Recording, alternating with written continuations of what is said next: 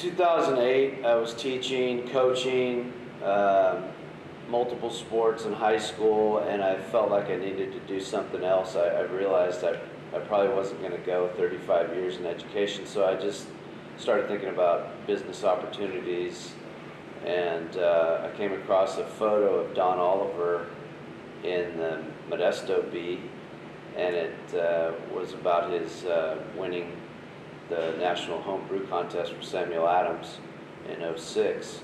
And I had saved the article for about a year, and I gave him a call, and he's from the same town that I'm living in Hillmar, California. And so I said, hey, you want to start a brewery? And he goes, yeah, that's my dream. And I said, well, let's do it.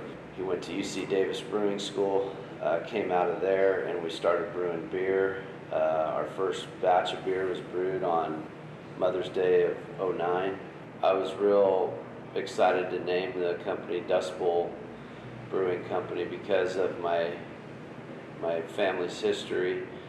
The Tate family came out from Oklahoma in 1936 in a Model A. The Central Valley is where most of the Okies showed up when they came from Oklahoma and Texas. They basically came here as laborers on farms, and they worked their way up and down the Central Valley into Oregon and also into Washington. So a lot of our branding is based on that history and the heritage that my family has.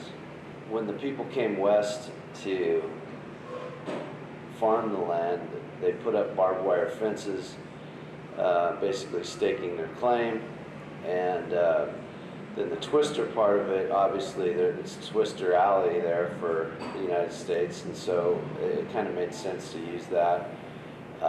So I felt like we got two meanings in one icon or logo.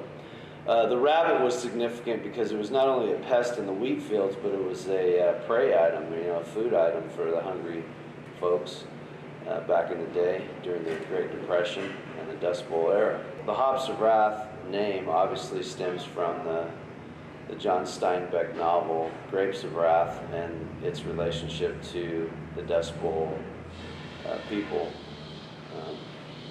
It's interesting, many people stayed behind. Those were the landowners of the Dust Bowl era. They stayed behind, in Kansas, Oklahoma, Texas, and the workers, the laborers, basically, were the ones that came west in search of a new start. So I think we capture that with our branding, and that, at least that's our goal.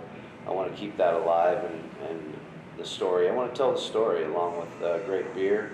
I think great beer needs a great story, so I think we're there. I think we're moving in the right direction.